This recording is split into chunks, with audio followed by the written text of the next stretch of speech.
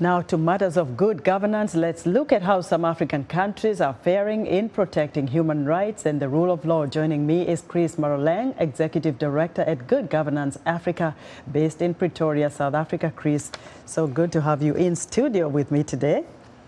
It's really a pleasure to be here. Thank you, Esther. We're going to start with your country, South Africa, where the dominating news have been corruption, from former President Jacob Zuma to accusations of money laundering with the current president, Cyril Ramaphosa.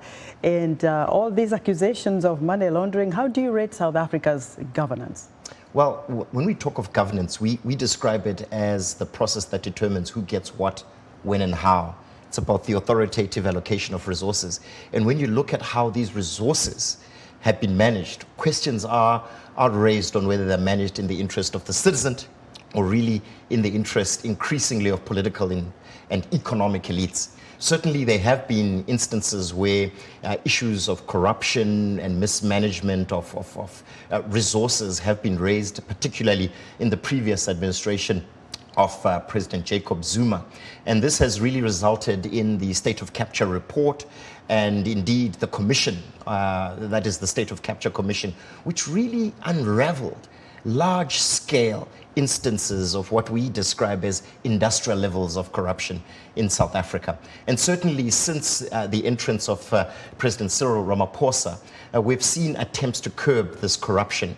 However, most recently there's been a case that has been sort of leveled against President Cyril Ramaphosa about the way in which he handled foreign currency on his farm known as Palafala, and certainly where this money was stored, etc.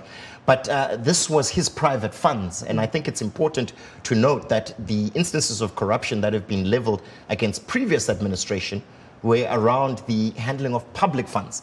This one was around the way in which President Cyril Ramaphosa may or may not have handled private funds that were from proceeds, we understand, from the sale of game on his ranch. I think we could have talked about the power issues, but let's move on to Ethiopia because of time. Ethiopia's conflict with the Prime Minister Abiy Ahmed, a Nobel Peace Laureate, and now the conflict that we've seen, thousands killed and all of that. Yes, they've reached some peace agreement.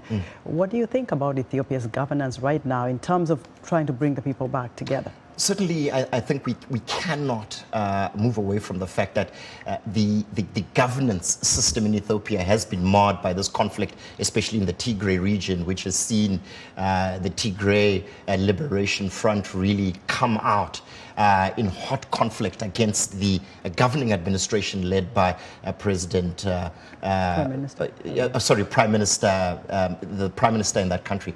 And certainly what it's resulted in is questions around whether the state of governance does allow for transparent and accountable administration.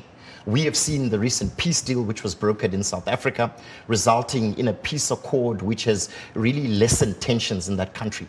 However, there are still issues around humanitarian support from people who have been affected by famine and other ravages that have resulted from this conflict. Chris, let's move quickly to Nigeria, the most populous country in the continent, where now Boko Haram has reigned for years, with authorities saying they're going to curb this, and it hasn't happened. Elections are coming on the February 25th.